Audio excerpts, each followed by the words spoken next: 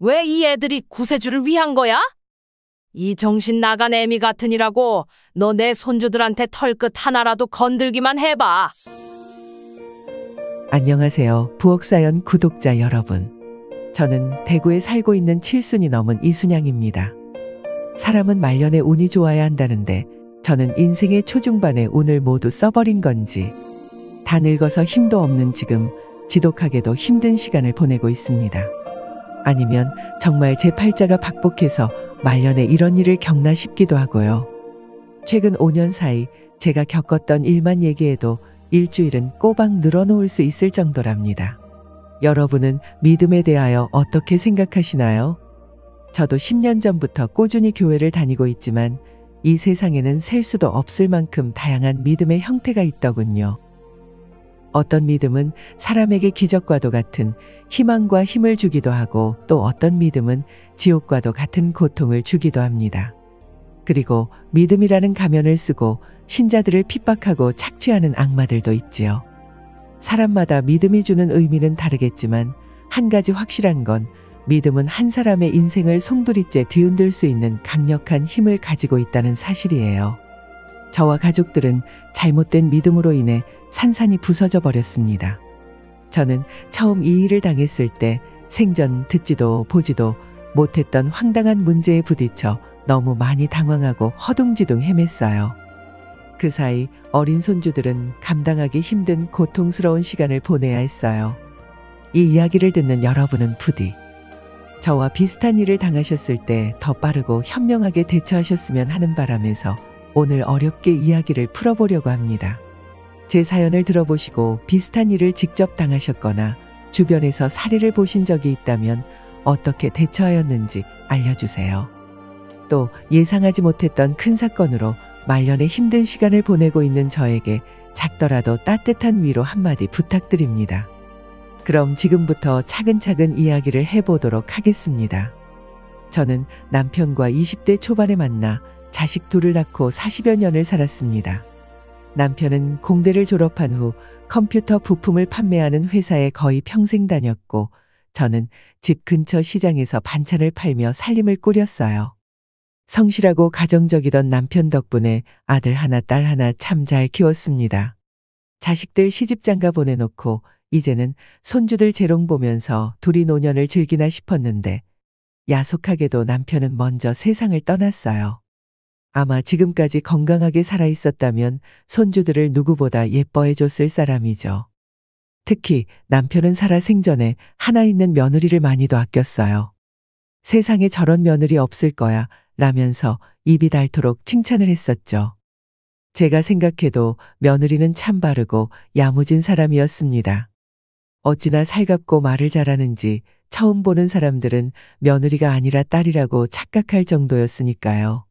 어머니, 이 장조림 정말 맛있어요. 그래, 좀 싸줄까? 정말요? 감사해요, 어머니. 남편이랑 아이들과 함께 맛있게 먹을게요. 남편이 환갑이 됐을 때쯤 며느리는 큰 손자를 임신했어요. 그때 남편은 임신한 며느리를 얼마나 위했는지 오죽하면 친딸이 아빠, 나한테도 그렇게 한 적 없잖아라고 할 정도였습니다. 며느리가 시집을 온 다음부터는 우리 집안에 웃음이 끊이질 않았습니다. 참 행복하고 평화로운 날들이었죠. 첫 손자를 낳고 둘째 손녀까지 낳았을 때는 남편이 제 자식 낳았을 때보다 더 좋아했습니다. 그렇게 토끼 같은 손주들을 보면서 오래오래 살았으면 좋으련만 손주들 크는 것도 얼마 보지 못하고 먼저 하늘로 떠나버렸네요. 제가 딱 60대 중반일 때 남편이 떠났는데 그때 큰 손자가 5살, 손녀가 3살이었어요. 지병으로 먼저 남편이 세상을 떠났지만 그래도 큰아들 내외가 근처에 살아서 든든했어요. 딸은 서울로 시집을 가서 가끔씩 봤지만 아들 부부는 오다 가다 자주 보며 지냈습니다. 며느리는 제가 혼자서 적적할까봐 일부러 손주들을 데리고 시장에 있는 가게로 자주 찾아왔어요. 그 아이는 야무지게도 손주들 키우면서 회사도 다녔죠. 큰아들은 시장 근처에서 작은 사진관을 운영했습니다. 자식이 둘이라 맞벌이를 안 하면 못 산다면서 누구보다 열심히 살았던 보기 좋은 부부였어요. 아무 사고 없이 무탈하게 잘 살아주는 큰아들과 큰며느리를 보니 참 기특했어요. 그렇게 계속 자기들끼리 잘 살았으면 제가 이런 사연 쓰지도 않았겠죠. 아무 탈 없이 잘 살고 있던 며느리는 어느 날 우연히 집 근처로 이사온 여고 시절 동창을 만나게 되었다고 하더군요. 큰며느리 고향이 지금 살던 곳에서 1시간 반 거리에 있었습니다. 그래서 종종 아는 사람을 마주치곤 했죠. 그때만 해도 옛 친구가 근처로 이사와서 마음 터놓고 지낼 사람이 생겨 좋을 거라고 단순하게만 생각했습니다. 그 요망한 동창이라는 친구가 어떤 불행을 가져올지는 정말 꿈에도 상상 못했어요. 하지만 지금 생각해보니 며느리의 친구는 첫인상부터 어딘가 이상한 구석이 있었어요. 그 친구가 큰며느리와 함께 주말에 제가 운영하던 반찬 가게를 왔던 적이 있었습니다. 저는 그때 며느리의 친구를 처음 보게 되었어요. 마른 얼굴에 툭 튀어나온 광대와 옆으로 길게 찢어진 눈이 조금은 사납게 보였습니다. 서로 인사나 하고 지내자며 인사를 하고 돌아갔죠. 그때 그 친구는 날카로운 눈빛으로 가게 구석구석을 이상하리만큼 자세히 뜯어보더군요. 조금 특이하다고만 생각했고 별다른 생각은 없었어요.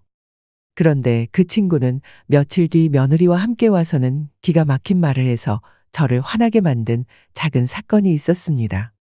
때로 며느리는 퇴근 후 어린 손주들을 데리고 가게에 들러 반찬을 몇 개씩 사가곤 했는데 그날은 그 친구와 같이 왔었어요. 저는 손주들과 같이 오는 큰며느리를 보면서 반갑게 인사를 했죠. 어머님, 오늘도 반찬 좀 사려고요. 친구가 요즘 자주 와서요. 집에 반찬이 금방금방 줄어드네요. 그래? 오늘 맛있는 거 많다. 천천히 골라봐. 큰며느리가 밝게 인사하며 말했어요. 손주들도 제 가게에 오면 음료수도 한 잔씩 마시고 과자도 몇 개 집어먹으며 잠시 앉았다 가곤 했는데 그날도 그랬죠. 그런데 그 모습을 보던 며느리 친구가 뜬금없이 이런 소리를 하는 겁니다. 요즘 애들은 원래 유치원부터 바쁘게 커야 되는데 여긴 아무래도 지방이라 그런지 애들이 너무 편해 보여요. 애들이 유치원부터 바쁠 게 뭐가 있나? 놀고 먹느라 바쁘겠지. 제가 놀라서 대꾸하자 그 친구는 어이가 없다는 듯 피식 웃으며 말을 이어갔어요. 어머님이 요즘 세상을 너무 모르신다. 요즘 애들은요, 엄마의 정보력과 시댁의 재력으로 크는 거래요. 애들 하나 키우는데 돈이 얼마나 많이 드는데요. 시댁 재력에 따라서 애들이 크는 거라니까요. 갑자기 그 입에서 튀어나온 어이없는 말에 제가 너무 황당해서 눈을 동그랗게 뜨고 그 친구를 바라보자 눈치도 없이 계속 말하더군요. 계속 이렇게 가만히 계시면 손주들도 겨우 요만한 구멍가게만큼 큰다니까요. 도를 넘는 발언이었어요. 겨우 요만한 구멍가게라는 말을 듣고 참을 수가 없었던 저는 큰 소리로 호통을 쳤습니다. 반찬 맛있게 먹는다고 찾아오는 건 좋은데 맛있는 음식 가져다 먹고 그딴 구린내 나는 소리 할 거면 앞으로 다신 여기 오지 마라. 아직 다 크지도 않은 애들한테 무슨 쓸데없는 소리를 하고 앉아 있어? 며느리는 제 호통 소리를 듣고 당황해서 상황을 수습하려고 진땀을 흘렸습니다. 죄송해요, 어머니. 친구가 너무 편해서 주책 맞은 소리를 했네요. 이제 그만 노여움을 거두세요. 세상에 애들이 시댁 재력만큼 큰다는 소리를 듣고 기분이 좋을 리 없었죠. 같은 자리에서 오래 장사해서 단골도 있고 나름 잘 운영하며 살고 있었는데 그런 소리를 들으니 기분이 나빴습니다. 앞길이 창창한 손주들을 보면서 구멍가게만큼 큰다는데 듣기 좋을 리가 없잖아요. 그래서 그 친구에게 오지 말라고 했더니 그제야 사과를 하더군요. 죄송해요, 어머님. 그런 의도는 아니었는데 제가 말을 좀 실수했네요. 솔직히 그 사과를 받고서도 기분이 풀린 건 아니었지만 그냥 생긴 대로 말 한번 밉게 한다 하고 넘겼어요. 하지만 며느리가 어린애도 아니고 사람 인성이 이상해 보인다고 놀지 말라고 그 사이를 찢어놓을 수도 없었습니다. 둘이 뭔가 안 맞는 게 있으면 말 안 해도 서로 멀어지겠지 싶었죠. 그런데 갈수록 둘이 붙어 있는 시간이 늘어났습니다. 예전에는 회사가 끝나면 손주들 챙기기 바빴던 큰며느리가 어느새부터 애들도 아들한테 맡기고 그 동창 친구를 만나러 가는 날이 많아졌어요. 큰 손자가 7살 되던 해부터였습니다. 그러던 어느 날 큰며느리가 다급하게 반찬 가게로 달려오더니 저에게 손자와 손녀를 맡기면서 모임에 가야 한다고 말하더군요. 그동안 이런 일이 전혀 없었기 때문에 저는 깜짝 놀랐지만 일단은 무슨 사정이 있나 보다 하고 다녀오라고 했죠. 어머니, 제가 급한 모임이 있어서요. 오늘 민호랑 지혜 좀 맡아주세요. 갑자기 무슨 일 있니? 그래, 내가 보고 있을 테니까 천천히 다녀와. 네, 어머니. 제가 저녁 9시까지는 찾으러 올게요.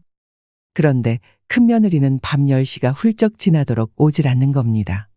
그래서 저는 큰아들한테 전화해서 며느리가 안 온다고 말했어요. 큰아들은 그 시간까지 사진관에서 일을 하고 있더군요. 제 연락을 받은 아들은 깜짝 놀라 헐레벌떡 집으로 왔습니다. 대현아, 너희 와이프가 아직 안 왔어. 지금 시간이 11시가 다 됐는데 말이야. 엄마, 혹시 와이프가 무슨 모임이라고 이야기 안 했어요? 도대체 애들은 여기 맡겨놓고 이 시간까지 어디서 뭘 하는 거야? 나도 모르겠다. 아무리 중요한 모임이라도 그렇지. 이렇게 늦을 줄이야. 큰아들은 걱정스러운 얼굴로 한숨을 푹 쉬더니 아이들을 챙겼어요.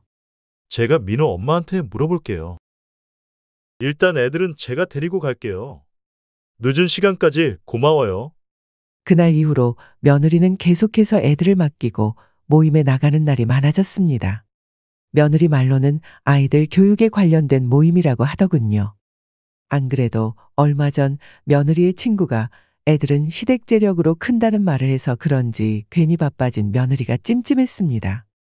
도대체 무슨 모임을 다니는 걸까?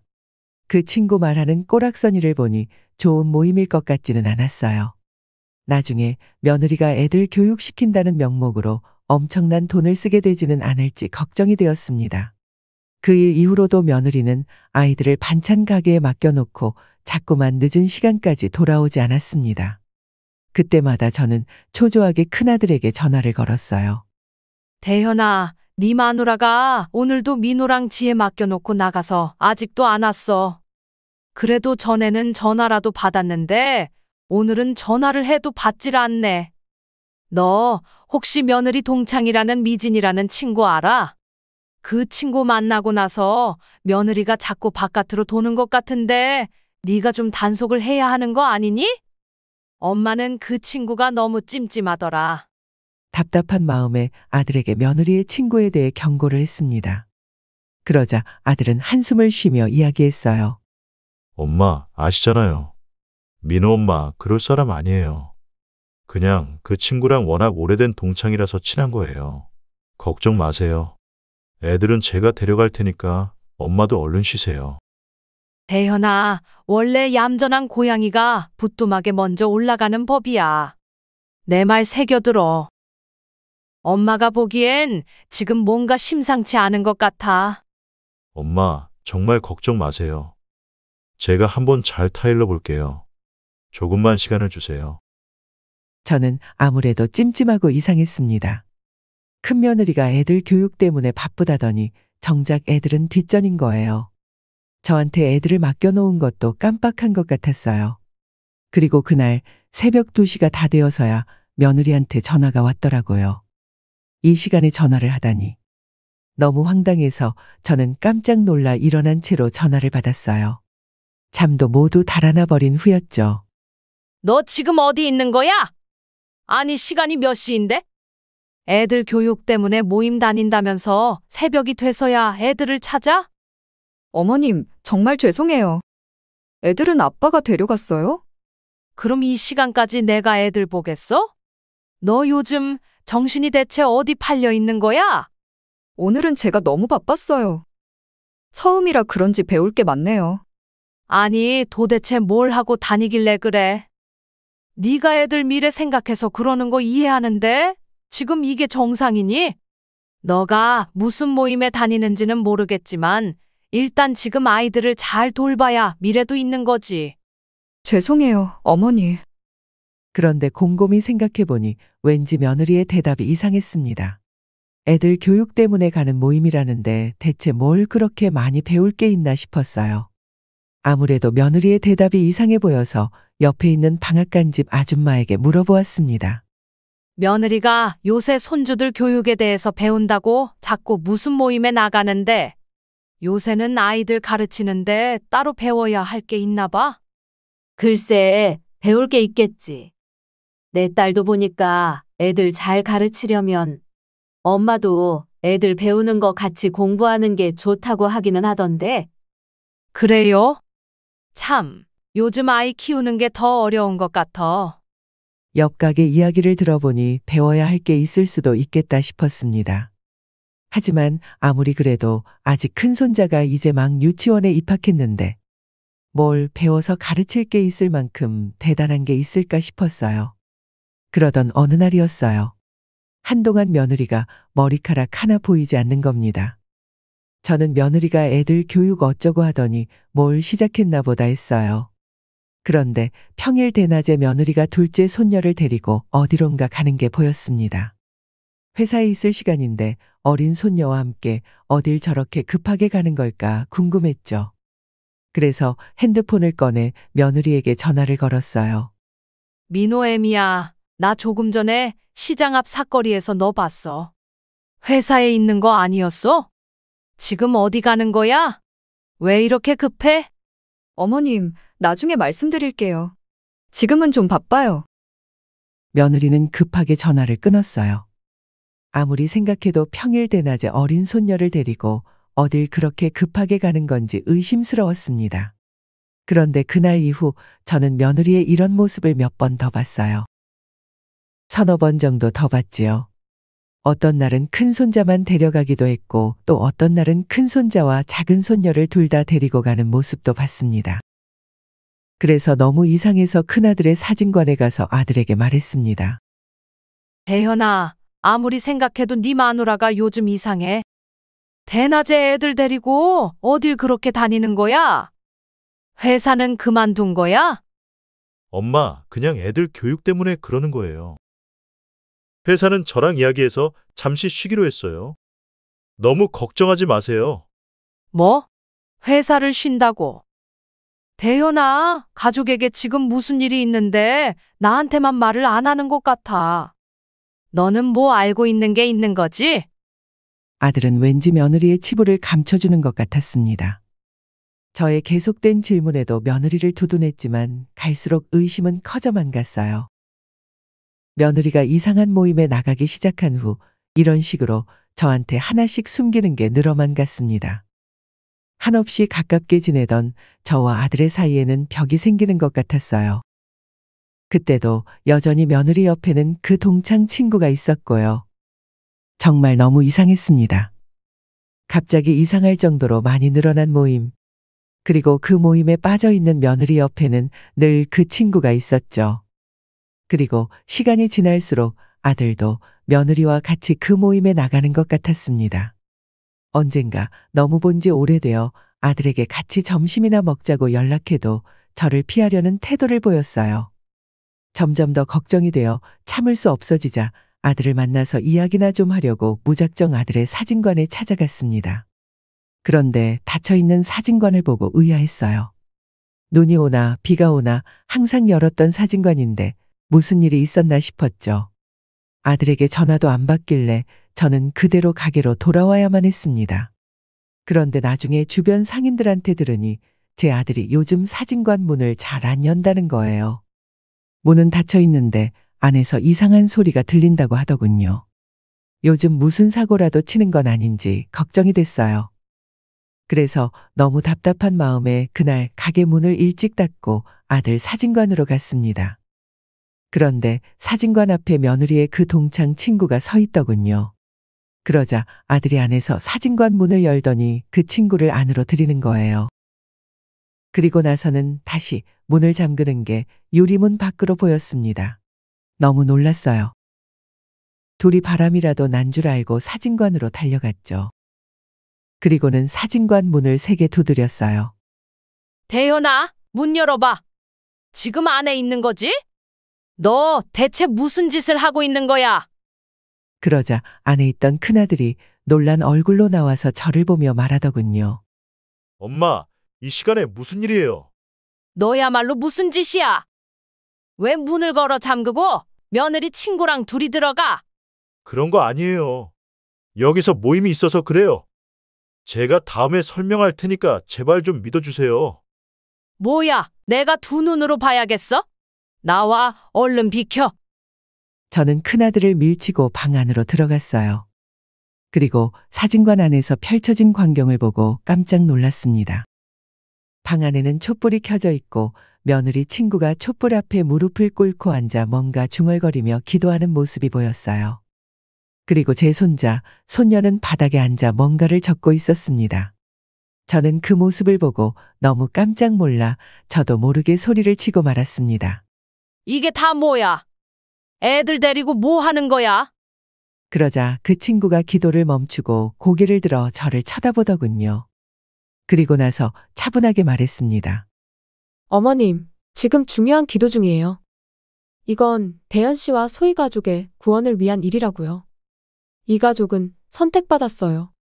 그리고 이 아이들도 저희와 함께 하기 위해 열심히 신의 말씀을 공부하는 중이라고요. 뭐? 구원? 너희들 정신이 나갔구나. 대현아, 당장 이 모임을 그만둬. 제가 손주들을 끌어내려고 하자 황당하게도 큰아들은 저를 막아서며 말했어요. 큰아들 뒤로 어린 손자와 손녀가 두려운 표정으로 저를 올려다보았습니다. 엄마, 진정하세요. 이건 다 우리 가족을 위한 거예요. 저는 어이가 없어서 더 이상 말을 잇지 못했어요. 어떻게 이 상황을 이해해야 할지 정말 혼란스러웠습니다. 자세히 보니 손주들은 머리도 헝클어져 있고 옷도 아주 더러웠어요.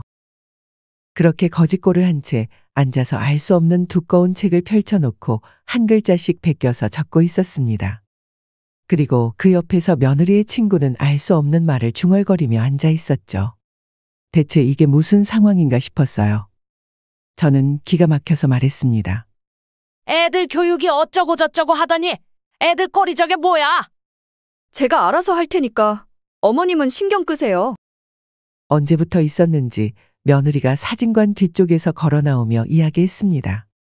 그때 그 아이의 표정은 지금껏 본 적 없는 차가운 표정이었어요. 내가 지금 신경 끄게 생겼니? 이게 다 무슨 짓이야? 애들 데리고 뭘 하길래 가게 문도 닫고 안에서 이러고 있냐는 말이야. 어머님이 뭘 안다고 그러세요? 다 애들 잘 되라고 하는 거니까 신경 쓰지 마세요. 저도 엄마예요. 설마 애들 앞길을 막으려고 이러겠어요?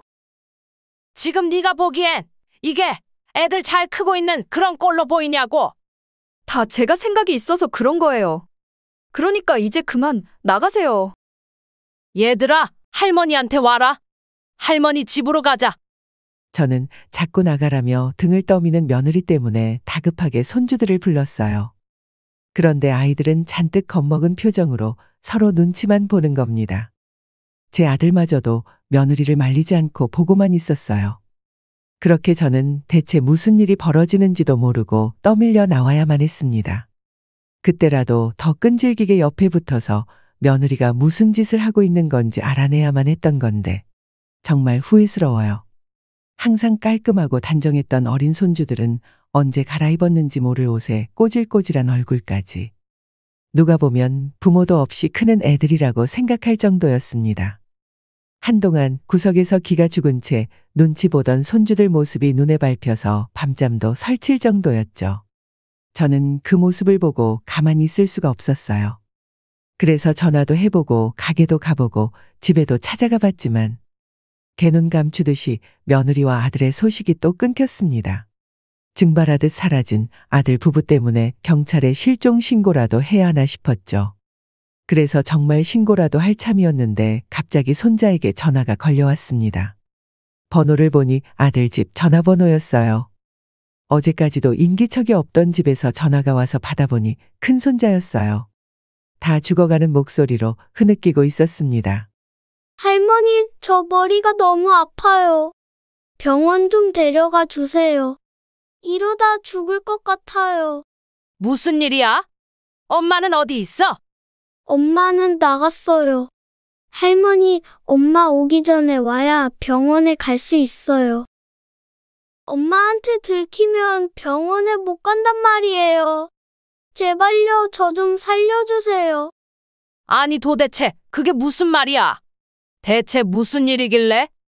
일단 할머니가 갈 테니까 준비하고 있어. 알았지? 네, 할머니 꼭 오셔야 돼요. 꼭 와주세요.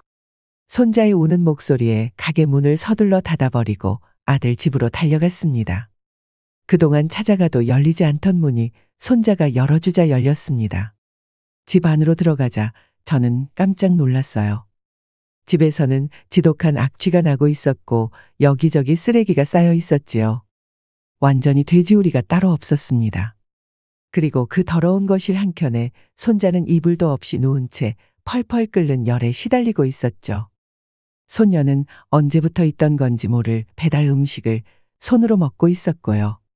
저는 경악할 상황에 정말 치가 떨렸어요. 아이고 세상에, 이게 무슨 꼴이야? 일단 열이 높은 손자를 데리고 병원에 가는 게 먼저였어요. 그래서 아들한테 전화를 걸었죠.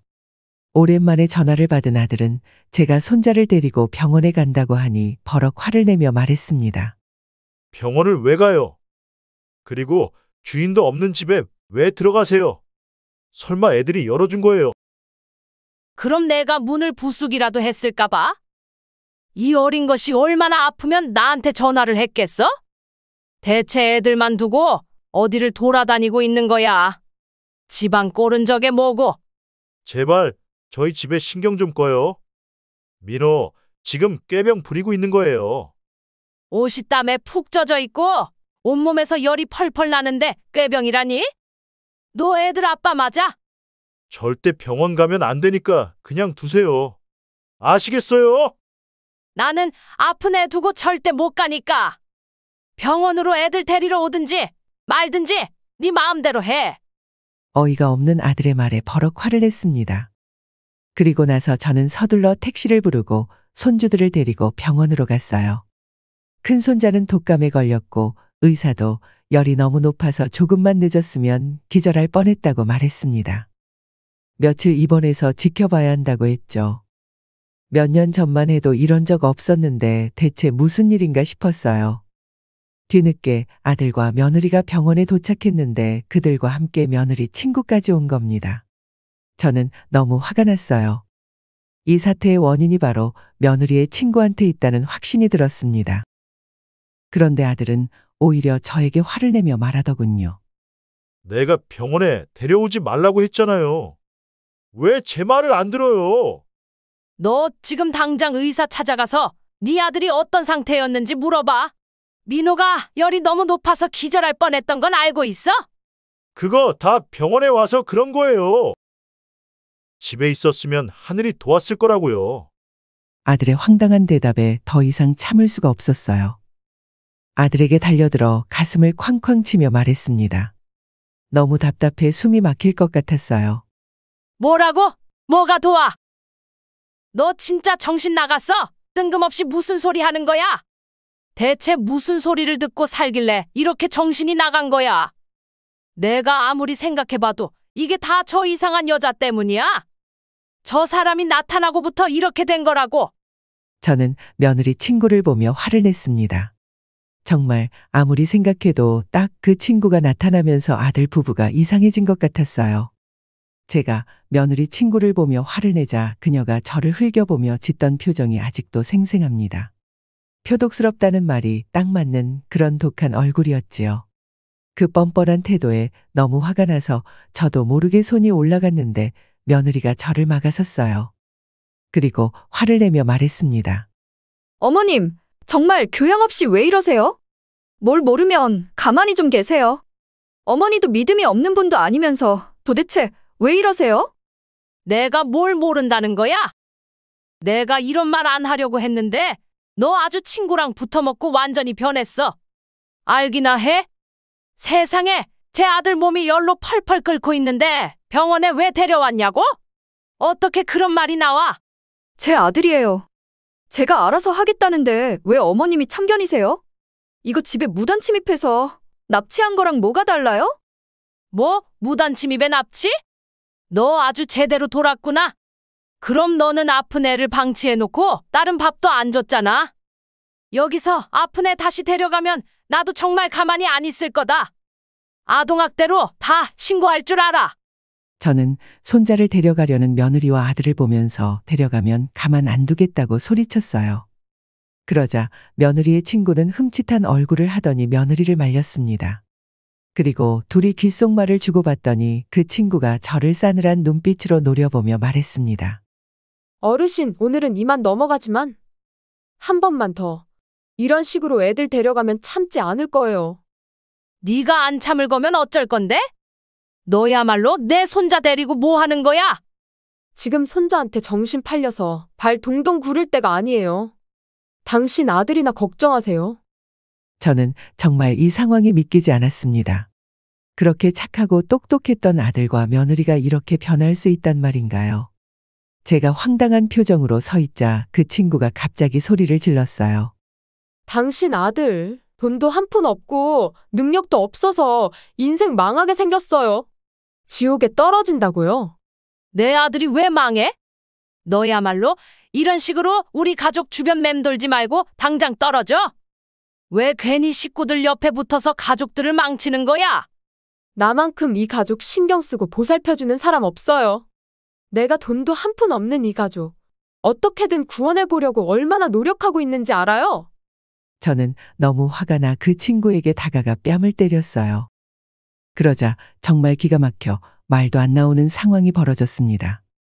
며느리와 아들이 그 여자한테 대뜸 사과를 하는 거예요. 그것도 고개를 조아리면서 말입니다. 정말 뭐에 단단히 홀렸구나 싶었죠. 그들은 자기들끼리 뭐라고 쑥덕거리더니 저한테 말했어요. 민호, 열이 떨어지면 바로 집으로 데려갈 거예요. 그러고는 며느리는 그 친구와 사라지고 아들만 병원에 남는 게 아니겠어요? 황당했죠. 대체 무슨 엄마가 숨이 넘어갈 정도로 아픈 애를 그냥 두고 가는 게 말이 되나요? 제 옆에 남은 아들은 계속해서 한숨을 내쉬며 말했어요. 엄마까지 이러지 마세요. 이게 다 제가 능력이 없는 탓이에요.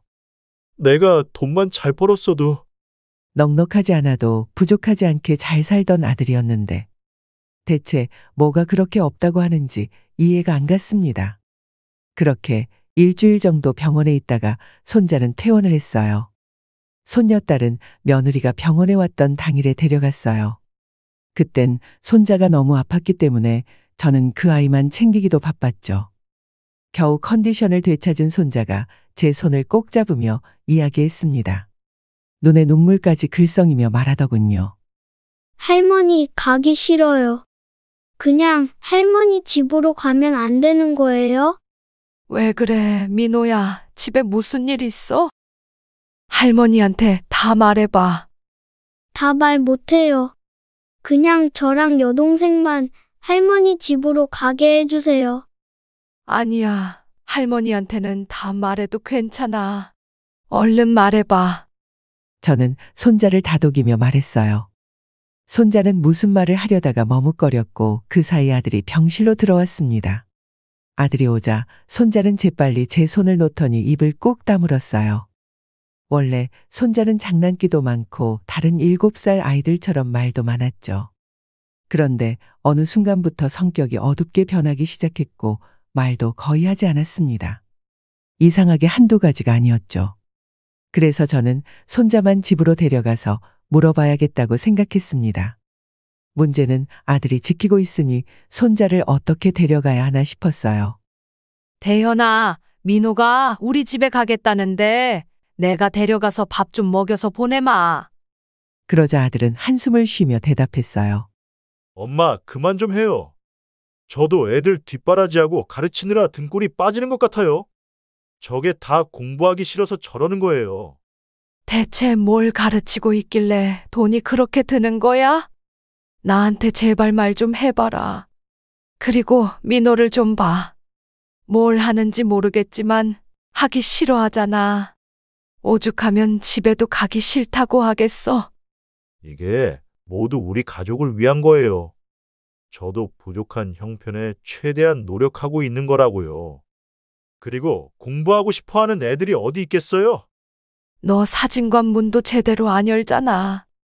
며느리도 회사까지 쉬고 있다면서 도저히 이해가 안 돼서 그런다. 돈은 필요하다면서 일은 안 하고 뭘 하고 다니는 거야? 저 가게 내놨어요. 그리고 애들은 곧 유학 보낼지도 몰라요. 뭐, 가게를 내놔? 대체 너 왜 그래? 가게를 내놓으면 어떡해? 앞으로 뭐 해 먹고 살려고 그래? 하늘에 있는 내 아버지가 지금 너 사는 거 보면 눈에서 피눈물 흘리고 계실 거야. 엄마, 제발요. 우리 가족한테 신경 꺼요. 자꾸 이렇게 병원에 데려오면 애들한테 더 안 좋아요. 제 자식 제가 알아서 할 테니까 그만하세요. 아들은 신경 끄라는 말만 하고는 손자를 데리고 나가버렸습니다. 무슨 조선시대도 아니고 멀쩡한 병원이 있는데 아픈 애를 집에 두라니 이해가 안 갔어요. 아픈 애를 병원에 데려온 게 이렇게 원망을 받을 일인가요? 저도 정말 어린 손주들이 아니었으면 진작에 연을 끊었을 겁니다. 하지만 자꾸만 할머니 집에 가고 싶다는 애들 말이 마음에 걸렸어요. 그때만 해도 아들이 정말 애들 교육을 위해 뭘 하려고 저러나 싶었습니다. 손자가 저렇게까지 싫어하는데 꼭 해야 되는 건가 싶었고요. 그리고 그때는 정말로 손자가 공부가 싫어서 그런 거라고 생각했어요. 그래서 아들을 따라 집으로 가서 며느리를 설득해봤지만 며느리와 아들은 애들이 유학을 가야 한다면서 고집을 부렸습니다. 며느리의 태도는 처음부터 끝까지 단호했어요. 민호애미야, 아직 유치원 다니는 민호랑 어린이집 다니는 지혜가 유학을 가서 뭘 배운다고 그래? 지금 나이에는 가족이랑 함께 있어야지. 지금 보내야 귀도 트이고 입도 열려요. 꼭 보내야 해요. 손주들은 죽어도 가기 싫어하는 눈치였지만 제가 할 수 있는 것은 없었습니다. 그래서 며느리를 며칠 설득하다 결국 실패해서 마지막 당부를 하며 말했어요. 잘 생각해봐. 아이들이 원하지 않으면 아무리 억지로 시켜도 힘들 거야. 결국 손주들은 유학을 떠났고 그 후로 저는 아들 집에는 발도 못 붙였습니다. 병원에서 본 모습이 마지막이라서 손자가 너무 걱정되었어요. 어디로 얼마나 가는 건지 며느리와 아들한테 물었지만 아무런 답변도 듣지 못했습니다. 그야말로 저는 어린 손주들이 고향을 떠나 어디선가 공부를 하고 있구나 정도만 알 뿐이었죠. 아들 내외는 마치 저와 손주들 사이를 단절시키려는 듯 손주들과 직접 연락할 수 있는 방법을 알려주지 않았습니다. 손주들 안부가 궁금해도 며느리와 아들을 통해서만 들을 수 있었어요. 그렇게 1년이 흘렀고 동네에는 이상한 소문이 돌기 시작했습니다. 며느리가 동네 사람들에게 돈을 빌리러 다닌다는 겁니다. 그런데 제가 뭐 하나 속 시원히 알 수 있는 게 없었어요. 동네 사람들이 점점 수군거리는 말들이 많아졌고 저도 며느리를 불러서 물어봤지만 모르쇠였죠. 할 수 있는 게 있었겠습니까?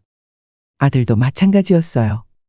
아들은 제 전화를 피하기까지 했고 나중에는 아들이고 며느리고 정이 뚝 떨어진다 싶었습니다. 오죽하면 서울에 있던 딸에게도 돈을 빌리려 해서 딸이 걱정을 하며 안부를 묻더군요. 저는 딸의 전화를 받고 한숨이 절로 나왔어요.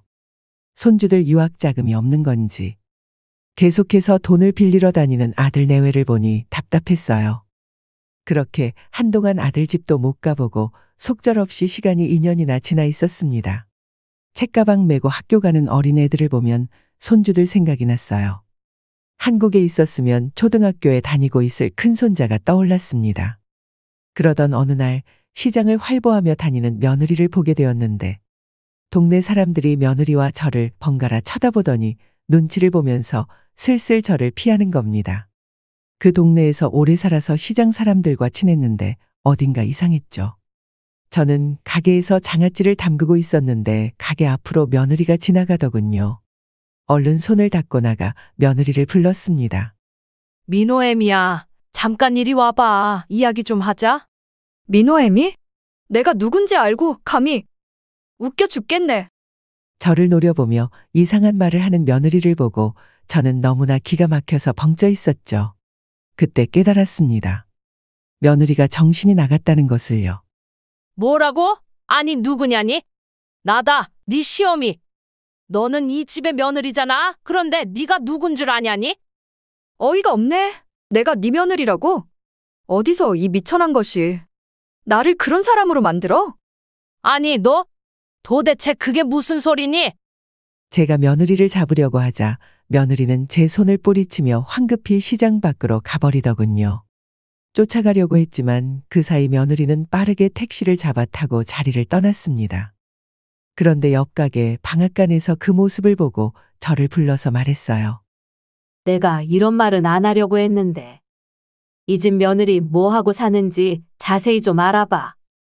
요즘 이상한 종교를 막 전도한다고 하면서 온 동네를 쑤시고 다니나 봐. 아무래도 이상한 사이비에 빠진 것 같아.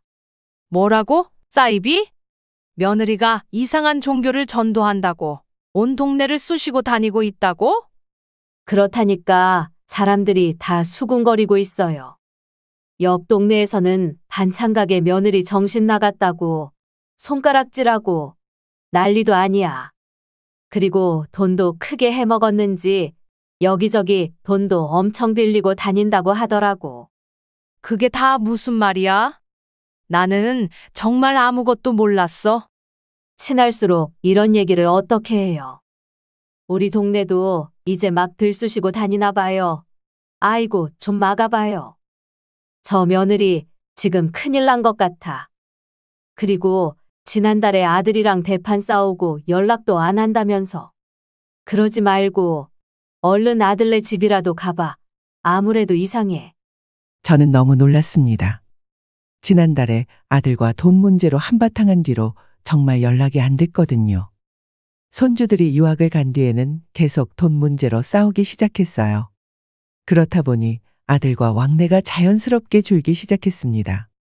저도 말년에 아들 부부와 이렇게 지낼 줄은 상상도 못했지요.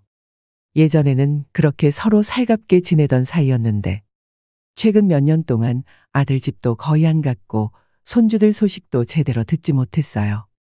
지난번 그 며느리 친구와 함께 봤을 때 이상한 종교 같은 이야기를 하기도 했지만 대수롭지 않게 생각했습니다. 상황이 이렇게까지 심각해질 거라고는 미처 생각하지 못했던 거죠. 그때까지만 해도 손주들이 집을 떠나 외국에 있다고 생각했기 때문에 차라리 그 편이 지금 집에 있는 것보단 낫겠다는 생각도 했어요. 그런데 동네에서 들리는 이상한 소문들 때문에 저는 2년 만에 아들 집을 찾아갔습니다. 아들 집으로 가는 내내 며느리가 하던 이상한 말들이 떠오르기 시작했죠. 하늘이 돕는다. 미천한 존재와 섞이면 안 된다. 구원을 받아야 온 가족이 잘 산다. 다시 생각해보니 가볍게 듣고 넘겨서는 안 될 이상한 말들이라는 생각이 들기 시작했습니다. 저는 그제야 불안한 마음이 걷잡을 수 없이 커졌어요. 그렇게 아들 집에 도착했을 때 마음이 쿵쾅거려서 어찌할 줄을 몰랐습니다. 문을 두드리자 한참 후에 아들이 문을 열어주더군요. 저는 귀신이라도 본 사람처럼 소리를 질렀어요. 처음엔 아들의 모습을 알아보지 못할 뻔했습니다. 살이라고는 하나도 없이 거짓말처럼 비쩍 말라 있었죠. 아니, 얘야, 왜 이래? 이게 무슨 일이야? 너무 놀라서 아들을 붙들고 물었습니다. 급하게 물을 떠다 아들 입에 먹였어요. 잘 걷지도 못해 비틀거리는 아들을 부축하여 거실에 눕혔습니다. 서둘러 미음을 만들어서 아들 입에 조금씩 먹였죠. 잠시 뒤 며느리가 오는 소리가 들렸습니다. 제가 거실에서 아들을 눕혀놓고 미음을 떠먹이는 걸 보고 며느리가 소리치며 말했어요. 지금 금식 기도 중인 사람한테 뭐 하시는 거예요? 뭐야, 금식 기도? 너 진짜 사람 죽일 셈이야? 무슨 이상한 종교에 빠졌다더니 단단히 미쳤구나. 이상한 거 아니에요. 다 우리 가족들을 위한 거예요. 이렇게 해야 우리 가족들이 다 잘 사는 거라고요. 어머님이 중요한 순간마다 초를 치니까 하늘에서 벌을 주는 거예요. 네가 돌아도 아주 제대로 돌았구나. 너 애들은 어디다 둔 거야? 애들 어디 있냐고? 왜요? 또 다 된 밥에 초 치려고? 애초에 저 인간이 돈만 충분하게 있었어도 저렇게 금식 기도 안 했어요. 돈이 없으니까 몸으로 때우는 거예요. 구세주님이 요구하는 양만큼 헌금을 해야 우리 가족이 보살핌을 받을 수 있는데 돈이 없으니 구세주님이 감동할 만한 기도라도 해야죠. 정신이 나가서는 지금 뭐라는 거야? 그렇게 하늘한테 감동받고 싶으면 네가 굶어? 제가 왜요?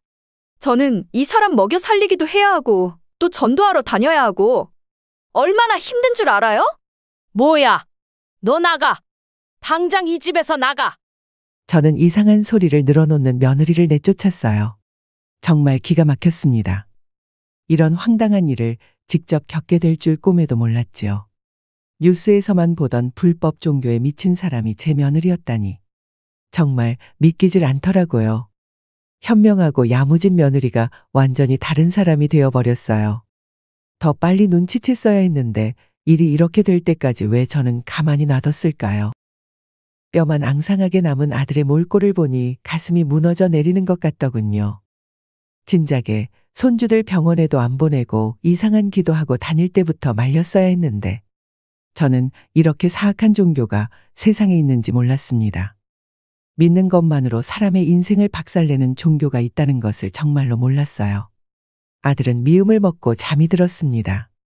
그렇게 1시간 정도 지난 후 정신이 좀 돌아온 아들은 그동안 있었던 일을 털어놨습니다. 아들 얘기를 들어보니 정말 가관이었어요. 며느리는 아들이 사진관을 내놓기 전부터 그곳에서 전도를 하고 있었던 겁니다. 아들은 처음엔 그 종교를 믿지 않다가 며느리와 며느리 친구의 이야기를 듣고 전도된 거였어요. 제가 생각했던 것처럼 그 친구가 화근이었습니다. 며느리 친구는 아들 사진관을 찾아와서 이렇게 말했다고 했어요. 내가 우울증이 정말 심했는데 기도하면서 많은 치유를 받았어요. 그리고 이렇게 구원까지 받아서 이제는 많은 돈과 명예를 누리고 살고 있잖아요. 저는 이 축복받는 기회를 많은 사람들과 나누고 싶어서 이렇게 다니는 거예요. 못 믿는 사람들도 있는데 저를 믿으면 대대손손 정말 잘 살아요. 나를 생각하고 가족을 생각하면 못할 게 뭐가 있겠어요? 아무나 얻을 수 있는 기회는 아니니까 내가 이렇게 왔을 때 한번 따라와서 들어봐요. 아들은 그때부터 매일같이 기도를 하게 됐고 그렇게 기도를 하자 갑자기 사진관이 너무 잘 되기 시작했다고 했습니다. 그래서 그때는 헌금도 내고 잘 다녔는데 어느 순간 사진관이 다시 주춤했다고 해요. 나중에 알게 된 사실은 이게 모두 계획된 일이었다는 겁니다. 그 불법 종교를 믿던 신도들이 단체로 와서 사진을 찍었다가 갑자기 발길을 끊으니까 당연히 반짝 잘 됐던 장사는 주춤한다고 생각할 수밖에 없었죠. 그런데 아들은 이게 다 그 종교를 믿었다가 정성이 부족한 탓이라고 믿었고 이상한 세뇌를 당하며 잘못된 믿음이 심어지고 있었어요. 아들 말로는 손주들도 바깥 생활을 전혀 하지 않고 구세주의 자녀로 키운다며 종교 시설에 머물라고 강요당하고 있던 거예요. 그러니까 유학을 간 게 아니라 오로지 며느리 손에만 이끌려 불법 종교 활동을 하고 있다는 겁니다. 저는 아들 말을 듣고 나서 며느리를 찾기 시작했어요. 며느리를 찾는 건 어렵지 않았습니다. 며느리는 워낙 많은 사람들을 만나며 전도를 하고 다녔기 때문에 마을 사람들로부터 며느리가 다닌다는 그 교회 위치를 전해 들을 수 있었어요. 그 교회는 밖에서 보기엔 전혀 교회처럼 보이지 않았습니다. 그저 허름한 상가 건물 4층에 위치한 간판도 없는 곳이었죠. 저는 조심스럽게 그곳으로 가보았습니다. 밖에서 봤을 때는 볼품없어 보이더니 내부는 제법 크고 깔끔하게 잘 꾸며 놓았더군요. 저는 교회에 들어가기 전 먼저 경찰에 신고했습니다. 아동학대가 의심되고 친모가 아이들을 강제로 교회에 가둬놓는 것 같다고 이야기했죠. 경찰에게 곧 출동하겠다는 이야기를 듣고 교회 내부를 살펴보았습니다. 긴 복도를 따라 여러 개의 방이 있었어요. 방 창문을 통해 들여다보는데 어떤 방에서 어린아이들이 함께 모여 기도를 하고 있는 모습이 보였죠. 아이들 앞에는 무척 엄격해 보이는 여자 한 명이 두꺼운 책을 들고 아이들을 감시하고 있었습니다. 그 아이들을 자세히 살펴보니 큰 손자, 민호와 작은 손녀, 지혜의 얼굴이 보였어요. 저도 모르게 다급하게 문을 열며 민호와 지혜를 불렀습니다. 아이들을 감시하고 있던 여자는 무척 당황했지만 저를 막지는 못했어요. 민호야, 지혜야. 얼른 할머니한테 와. 할머니, 손주들은 제 목소리를 듣고 울먹이며 저에게 뛰어왔습니다. 손주들 손을 잡고 교회를 나서려는 순간 마침 복도 끝에서 며느리가 저를 발견하고 빠른 걸음으로 다가오더군요. 어머니, 이게 무슨 짓이에요? 당장 그 손 놔요. 너 애들 유학 보냈다고 하더니 여기다 가둬놓고 뭐 하는 짓이야? 너 이거 아동학대야? 학대라뇨? 저는 이 아이들을 위해서 하는 일이라고요. 이 애들은 구세주님을 위한 아이들이에요. 뭐라고? 왜 이 애들이 구세주를 위한 거야? 이 정신 나간 애미 같으니라고 너 내 손주들한테 털끝 하나라도 건들기만 해봐. 며느리와 제가 소란스럽게 싸우자 교회 사람들이 와서 저희를 말리기 시작했어요. 손주들은 제 허리에 매달려 울음을 터뜨렸습니다. 그때 다행히 경찰이 도착해서 상황을 정리하기 시작했어요. 저는 경찰들에게 이 이상한 곳에 손주들이 갇혀 있었다며 며느리와 며느리의 친구를 가리키고 소리를 질렀지만 경찰은 난감해하며 저에게 설명했습니다. 저희 여기 몇 번이나 신고받고 왔었는데 나오는 증거도 없고 매번 헛걸음만 쳤어요. 그리고 지금 여기서 이러시는 거는 사유지에 불법으로 들어오신 거예요. 일단 저희랑 같이 나가서 대화로 해결해요. 아이들은 절대 여기 두고 못 가요. 눈이 있으면 이거 보세요. 애들이 잘 씻지도 못하고 먹지도 못했잖아요. 저는 손주들만이라도 이곳에서 데리고 나가기 위해 경찰에게 간절하게 부탁했습니다. 경찰도 손주들에게 이곳에서 나가고 싶냐고 친절하게 물었어요. 다행히 아이들은 이곳에서 나가고 싶다고 말하며 울음을 터뜨렸습니다. 그렇게 저는 손주들을 데리고 집으로 돌아올 수 있었어요. 경찰들과 함께 건물을 나와서야 저는 왜 그곳에 갔는지 진술을 했습니다. 하지만 결국 경찰로부터 증거가 필요하다는 말을 듣고 나왔어요. 그래서 어쩔 수 없이 고소는 다음에 하기로 하고 손주들을 데리고 아들 집으로 갔습니다. 손주들을 본 아들은 애들을 품에 안고 오열했어요. 특히 큰 손자는 초등학교 출석보다 결석이 더 많은 상태였습니다. 오로지 불법 종교에 대한 믿음만 가르치고 있던 거예요. 저는 어떻게 해야 할지 몰라 서울에 있는 작은 딸에게 연락했습니다. 경찰에 신고해도 증거가 충분하지 않아 처벌이 어렵다고 했고 제가 직접 증거를 모으기에도 힘든 점이 많았죠. 그러자 딸이 좋은 해결 방법을 알려주더군요. 엄마, 그런 불법 종교는 기독교 협회에 연락하면 도움을 받을 수 있대요. 내가 협회 상담소에 한번 연락해 볼게요. 그런 게 있어? 다행이구나. 동네 사람들한테 불법 종교를 강요당한 적이 있는지 그 이야기를 좀 모아주세요. 그리고 오빠의 사례도. 그렇게 기독교 협회와 경찰에 같이 신고하면 그쪽에서 도움을 줄 거예요. 그리고 작은 딸의 도움으로 지역 커뮤니티에 글을 올려서 피해자를 모았어요. 증거를 최대한 많이 모아서 저 악마의 소굴을 없애야겠다고 다짐했습니다. 글을 올리고 어느 정도 시간이 지나자 정말 많은 사람들이 모였습니다. 시간과 장소를 정해서 모였는데 한자리에 모인 사람들의 사연은 다 제각각이었고 이야기를 들어보니 폭행, 금품 갈취 등 흉악한 범죄도 엄청 많이 일어났더군요. 아직까지 불법 종교 시설에 다니고 있는 자식도 있었고 자식을 뺏겼다며 눈물을 보이는 부모도 있었습니다. 저도 75kg이었던 아들이 금식 기도를 강요당해서 54kg까지 살이 빠진 모습을 사진으로 남겼어요. 그리고 그 자리에 있던 피해자들의 피해 사실에 대한 증거들을 모두 모았습니다. 그렇게 저는 주변 전문가의 도움까지 받아 고소를 준비하기 시작했어요. 그러자 그 소식을 들은 며느리가 시장의 가게로 찾아와서 역정을 내며 말하더군요. 자식의 앞길을 막아도 유분수지 왜 이러세요? 당장 고소 멈춰요. 내가 얼마나 난감한 줄 알아요? 뭐라는 거야? 어디서 해괴한 거에 빠져가지고는 자식도 버린 정신 나간 어미가. 당신 때문에 우리 가족이 볼 피해는 생각 안 해? 이런 미천한 것들이랑 말을 섞으니까 될 일도 안 되고 있지. 정말 답답해 죽겠네. 그때였어요. 피해자 진술서를 받아온 아들이 반찬 가게에서 화를 내고 있는 며느리를 보자마자 달려와서 뺨을 후려쳤습니다.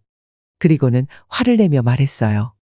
내가 바보같이 당한 거 생각하면 이걸로도 모자라. 진짜 미천한 게 누군데 여기서 행패를 부리고 있어? 내가 이번에 고소 진행하고 나면 그 다음엔 당신하고 이혼 소송 준비할 거야. 나도 바라던 바야. 나도 이런 저주스러운 집구석 끊어내고 싶다고. 결국 며느리는 한 대 맞고도 정신을 못 차리고 빽 소리를 지르며 갔습니다. 아들은 절대 용서하지 않겠다고 이를 갈았어요.